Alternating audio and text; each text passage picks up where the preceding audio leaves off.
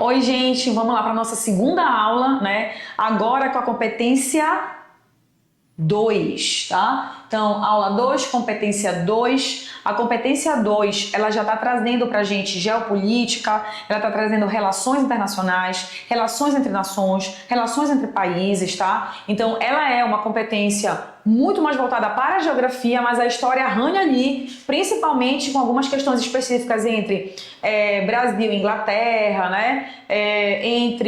Mesmo na história Brasil e Paraguai, com a guerra, enfim, algumas questões aqui que a gente arranha na competência 2. Então vamos começar logo com a habilidade 7, tá? Que a primeira questão aí é a habilidade 7, é a questão 4 do teu material, tá? Que a gente vai fazer essa questão aqui.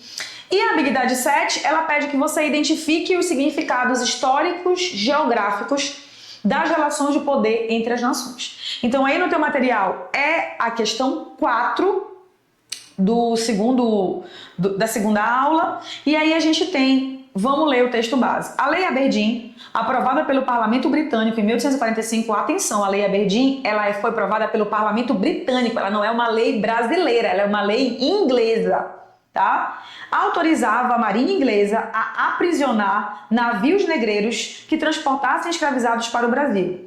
Embora se apresentasse como medida humanitária, a lei reforçava a pressão da Inglaterra para abolir o tráfico atlântico de escravizados e ampliava sua influência sobre a política externa brasileira. Tá? Então vamos lá, é uma lei inglesa que está interferindo na política brasileira. Está dizendo, olha, nós ingleses, autorizamos os nossos navios ingleses. Lembra que a Inglaterra era a maior marinha do mundo, era a senhora dos mares, tá? Nós autorizamos os nossos navios a apreender navios brasileiros que estejam com escravizados fazendo tráfico, tá? Então, olha só, é uma interferência de um outro país, tá? Segundo o texto, a aprovação da Lei Aberdeen exemplifica uma relação de poder entre nações. Olha só que legal como a habilidade, ela tá no enunciado. A habilidade diz identificar os significados históricos, geográficos das relações de poder entre as nações. Olha o que a habilidade traz aqui para ti, ó. Olha o que o enunciado traz. Exemplifica uma relação de poder entre as nações. Habilidade 7, clássica, tá? Pois, então vamos ver como é que a lei exemplifica uma relação de poder entre a Inglaterra e o Brasil. Letra A. Representou a defesa da soberania brasileira. Onde já? Em qual mundo? Ao contrário, a Inglaterra está interferindo na soberania brasileira. Então não pode ser a letra A. Letra B. Demonstrou o protagonismo do movimento abolicionista interno que pressionou o governo inglês a intervir contra o tráfico. Pelo amor de Deus, né? É o contrário aqui, tá? É o governo inglês, é o sistema inglês que vai pressionar o Brasil para a abolição. Mas atenção, não é por conta de pressões externas que a abolição acontece. Eu já te falei isso lá em sala de aula e te falo aqui novamente para ficar registrado na tua cabeça. A abolição, ela acontece por agência, ingerência e ação dos próprios escravizados que resistem. Não é uma ação estrangeira, tudo bem? Então não pode ser também letra B, nem A nem B. Vamos para a letra C. Expressou a hegemonia britânica, ok, olha essa palavra aqui, hegemonia, né? Na relação de poder, o poder hegemônico é um poder superior, tá? Então expressou a hegemonia britânica, que utilizou o discurso humanitário, dizendo, olha, nós estamos preocupados com os escravizados e tal, né? Isso é desumano, não é humano, não é direito e não é, mas na verdade, a verdade isso era só um discurso, porque a ideia dela era outra, tá?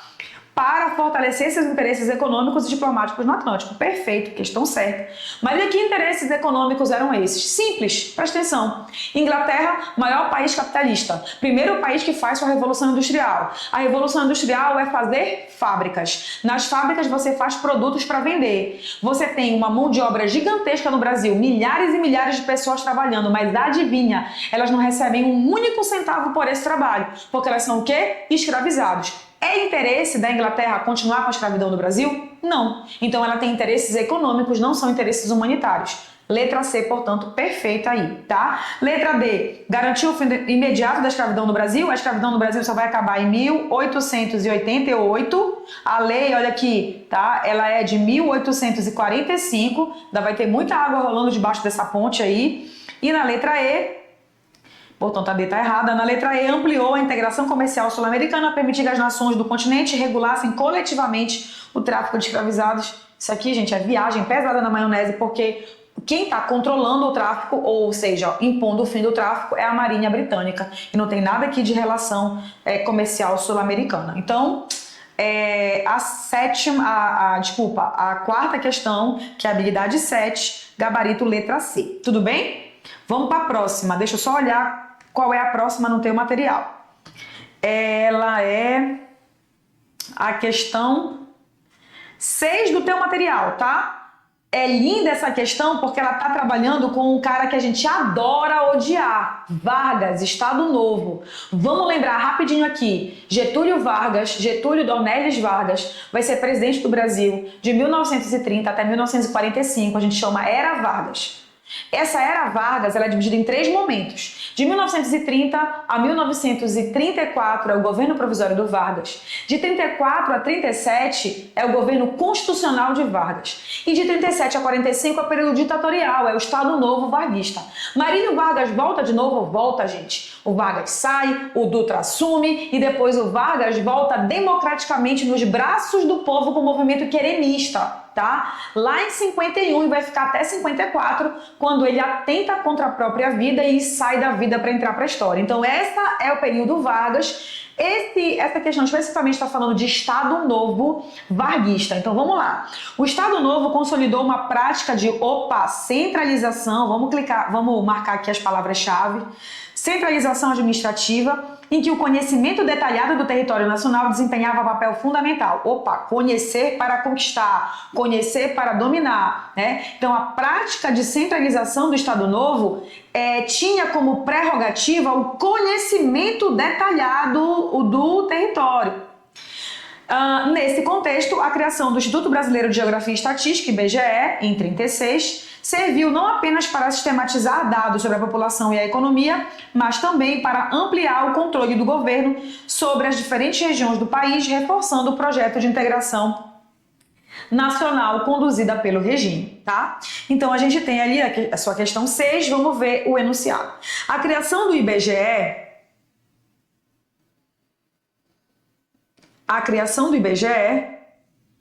durante o contexto histórico em questão, exemplifica uma forma de atuação estatal que, letra A, fortaleceu a democracia participativa, permitindo à população informação para utilizar os dados na fiscalização das ações governamentais, aonde que um governo ditatorial ia fornecer informação para a população fiscalizar. Claro que não, isso aqui é viagem na maionese. Letra B, demonstrou a busca pela integração nacional, valendo-se do conhecimento estatístico e geográfico como instrumento de centralização política. No coração essa aqui, hein? Letra C, inaugurou a autonomia das províncias, que passaram a conduzir de forma independente seus próprios censos populacionais, não existe isso. Letra D, assegurou a neutralidade científica dos levantamentos com pouca influência política, totalmente político, nada de pouca influência política. Letra E, representou a adoção de práticas neoliberais.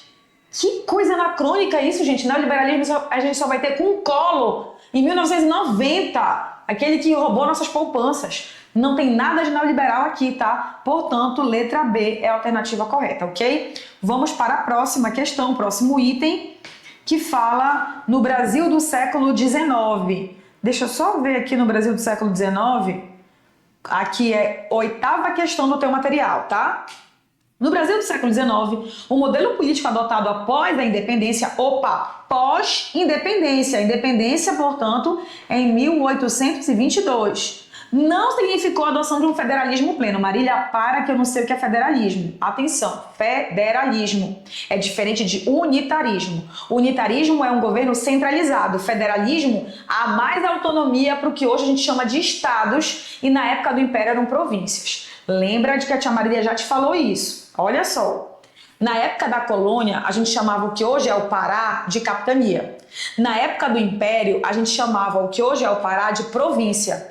E na República, a gente chama o Pará de estado. Então, nas províncias, as províncias no período do Império, elas tinham mais autonomia ou menos autonomia? Elas tinham menos autonomia. O poder era mais centralizado na mão do imperador, que inclusive tinha o poder moderador, tá, gente? Então, aqui não há a adoção de um federalismo. Aonde é que há a adoção de um federalismo pleno? Nos Estados Unidos. Nos Estados Unidos, cada estado, inclusive, tem uma lei própria. Tem alguns estados que têm pena de morte, outros estados não têm pena de morte. Por quê? Nos Estados Unidos, eles são mais unitaristas ou federalistas? Eles são mais federalistas, ou seja, os estados têm mais autonomia, beleza? O Império manteve uma estrutura centralizada, olha lá, ele tá te dando as dicas aqui, no qual províncias tinham autonomia restrita, ó, províncias com autonomia restrita, pouca autonomia, subordinadas às decisões do governo central. As disputas políticas em torno da maior ou menor descentralização revelavam os interesses divergentes das elites regionais e a dificuldade de conciliar a unidade territorial e a autonomia local. O arranjo político descrito no texto, quando comparado a modelos federativos posteriores da história brasileira, evidencia que no Império, letra A, consolidou-se um federalismo amplo. Gente, está desdizendo o que o texto falou. Não há um federalismo amplo, tá? Letra B, preservou-se a centralização do poder, até aqui ok, com autonomia limitada das províncias, até aqui ok, frente ao governo central. Perfeito, letra B de bola, tá dizendo ipsis literis o que tá no texto base. Não tem mais nem o que ver pra frente, tá? Bola pra frente então. Letra C, estabeleceu-se um equilíbrio entre poder central e autonomia regional. Não há equilíbrio, há uma preponderância do poder central. Letra D, restringiu-se a atuação do poder central. Não, ampliou-se a atuação do poder central, é o contrário. Letra E, instituiu-se uma república federativa. Pelo amor de Deus, primeiro que não é república no império, é monarquia. Segundo, que não há federalismo. Federalismo tá aqui. O texto base já te disse, não há federalismo. Então, só pode ser letra B de bola. Certo? Uma da H10, tá? A revolta da Chibata. No teu material é a 9ª questão. Vamos a ela. A revolta da Chibata, ocorrida em 1910, galera, preste atenção aqui, só para tu te lembrar de uma coisa. A revolta da Chibata, ela acontece em que contexto, Marília? A revolta da Chibata, ela acontece no contexto que a gente chama de Primeira República. E na Primeira República, pensa o que era a Primeira República. Olha para mim. A Primeira República é um momento da história do Brasil muito interessante. Por quê? Olha quando acontece a República. Vamos lá. A República acontece em 1889, certo? 1889 é quando a gente começa com a República. Um ano antes, em 1888, o que foi que aconteceu? A abolição da escravidão. Galera, tu já pensaste a quantidade de gente negra, afrodescendente, ex-escravizado, pobre, porque quando a gente tem a abolição da escravidão, essas pessoas saem sem nada, com uma mão na frente e outra atrás, sem casa, muitas vezes sem emprego, sem nada. Então tu tens uma camada gigantesca da população brasileira sem direitos. E essas pessoas, na Primeira República, que vai de 1889 até 1930, é o momento que essas pessoas vão ter para reivindicar os seus direitos. Então a gente vai ter muitas revoltas populares, muitos movimentos sociais nessa Primeira República. E a gente vai dividir esses movimentos sociais. O que é movimento social, Marília? É pessoas reunidas para lutar por direitos, pessoas reunidas para lutar por uma causa. A gente vai ter no campo e na cidade muitos movimentos sociais. Marília, diz lá, movimentos sociais urbanos, movimentos sociais na cidade. Revolta da Chibata é um deles. Outro movimento, revolta da vacina. Outro movimento, revolta dos 18 do Forte de Copacabana. 3 movimentos sociais que são importantíssimos para você entender esse povo que começa a lutar por direitos. Na sua maioria, pretos, pardos, indígenas, pessoas que vêm de séculos e séculos de invisibilização, marginalização e apagamento na história. Então a gente vai ter nessa Primeira República essas pessoas lutando por direitos, no campo e na cidade. Na cidade eu já falei. E no campo? Olha lá, cangaço, banditismo social, canudos e contestado. São 3 movimentos importantíssimos para você entender os movimentos sociais no campo, bem como eles acontecem na cidade. Essa questão aqui é Revolta da Chibata. Revolta da Chibata é um desses movimentos. A Revolta da Chibata, vamos ler o texto, ocorrida em 1910, foi liderada por marinheiros de baixa patente. Em sua maioria, olha lá a cor aparecendo, a etnia aparecendo, a raça aparecendo aqui, negros e mestiços, que se rebelaram contra os castigos físicos ainda praticados na Marinha Brasileira. A mobilização forçou o governo a negociar e anunciar o fim da prática, embora a repressão posterior tenha revelado os limites da transformação conquistada. O episódio ilustra como setores populares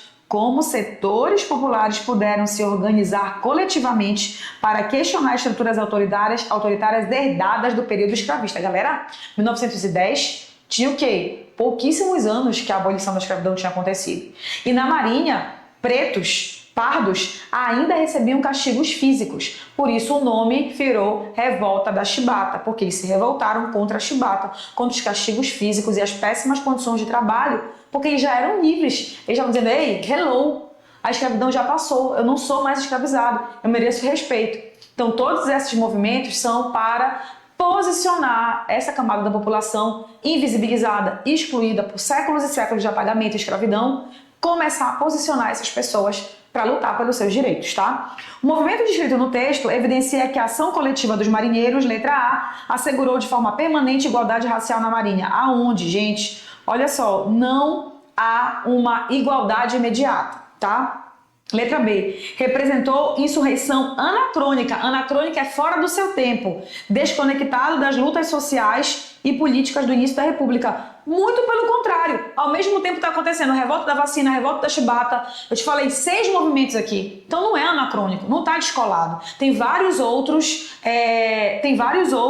movimentos acontecendo nesse período, tá? Então preste atenção aqui, não vai te deixar enganar. Letra C, resultou na profissionalização das Forças Armadas. Não há profissionalização das Forças Armadas, mesmo porque não é o movimento das Forças Armadas, é o movimento só da Marinha, tá? Não é das Forças Armadas como um todo e também não há profissionalização nem na Marinha. Letra D, expressou a articulação popular contra práticas autoritárias, revelando a permanência de heranças escravistas nas instituições republicanas. Perfeito, gente. Letra D de Deus colocou essa resposta corretíssima aqui para ti. Olha lá. Né? Articulação popular, mobilização popular na Primeira República é uma das principais características da Primeira República, porque presta atenção aqui. Essa Primeira República é a República do café com leite. Essa República é a República da oligarquia. Oligarquia, oligo, poucos, arquia, poder, poder de poucos. Quem eram esses poucos que mandavam no país? As elites cafeicultoras latifundiárias. Só que tem uma galera que está empurrando essa elite aqui e está dizendo, a gente também quer nosso pedaço. A gente também quer cidadania, a gente também quer direitos. Então, atenção, mobilização popular vai ser fundamental para você entender esse período, essa Primeira República também chamada de República Oligárquica. Porque enquanto a elite comanda, o povo não dorme, o povo não está deitado eternamente em berço esplêndido, não. O povo se movimenta, tá? Então, é fundamental para você entender esse período. Letra D, portanto, é o gabarito da questão. Vamos para a próxima. Essa aqui, deixa eu ver qual é no teu material, gente, só um instantinho. Para no teu material é 10ª questão, tá? No contexto de 1945, com o fim do Estado Novo e a expectativa de redemocratização, surgiu o queremismo. Opa! Pós-Segunda Guerra Mundial, no Brasil, a gente vai ter um movimento chamado queremismo.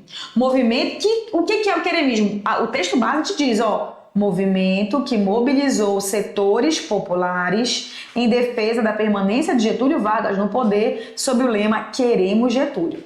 Atenção, lembra que eu acabei de te falar que o governo Vargas é dividido em 3 momentos, ele vai de 1930 até 1945, olha só, tá?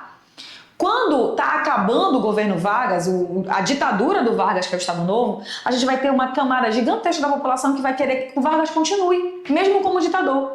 E se abrir a eleição, vão querer que ele concorra e vão querer votar nele e vão querer que ele ganhe, né, as eleições. Só que esse movimento ele vai receber o nome de queremismo. Queremos Vargas no poder, fica queremismo, tá? Essa mobilização, embora derrotada pela pressão das Forças Armadas e pela convocação de eleições, expressou a relação direta entre líder político e massas urbanas. A relação direta entre líder político carismático e as massas urbanas que ele manipula tem um nome na história. Tem um nome na história e na sociologia. E não há outro nome a não ser populismo. Essa é a definição de populismo, tá? Característica marcante da política brasileira no período. Se fosse só nesse período, tava bom, né? A gente vai ter o Vargas, é com o Vargas que vai nascer o ismo, né? É o varguismo. Depois a gente vai ter outros ismos aí na história do Brasil com nomes de presidente da República. Mas quem inaugura o ismo no Brasil é o Vargas, tá? Então a gente está procurando na alternativa correta a definição, o nome dessa definição que deram aqui. Expressou a relação direta entre líder político e massas urbanas. A experiência política descrita no texto está associada ao conceito de letra D, populismo. Tá? A gente já tinha respondido antes de encontrar a alternativa correta. Por que não é coronelismo, Marília? Coronelismo é o quê? Coronelismo vai ser no período da Primeira República, ou seja, anterior ao período Vargas. Lembra que a Primeira República, ela vai de 1889 a 1930, tá? Vargas vai de 1930 a 1945, dividido em 3 momentos, tudo bem? Governo provisório, governo constitucional e Estado Novo, tá? Então, olha só, o populismo, ele é característico a partir do Vargas, mas o coronelismo é característica da Primeira República, a República dos Coronéis, o clientelismo, o coronelismo, lembra? Os coronéis que organizavam o voto das pessoas, que faziam o voto de cabresto, que fazia com que as pessoas votassem quem eles queriam e tal. Então, o coronelismo é clássico, é característica do período anterior a esse. Esse aqui é populismo. Tudo bem? Nós já fizemos. Então, vamos ver aqui as questões, né? Da Lei Bill Aberdeen, do Estado Novo, do Brasil no século XIX, aí o federalismo e a independência do Brasil, a revolta da Chibata 4 e essa última questão, a quinta questão, que é sobre o queremismo na pós-era Vargas, né? E aqui, quando o governo do Vargas acaba, a gente vai entrar numa nova era, que é o governo Dutra, depois o Vargas volta, depois a gente vai ter JK, Jânio Quadros, e antes Juscelino Kubitschek, né? JK, Jânio Quadros e Jango. Mas isso são cenas de outros capítulos. Por hoje é só. Beijos e até a próxima.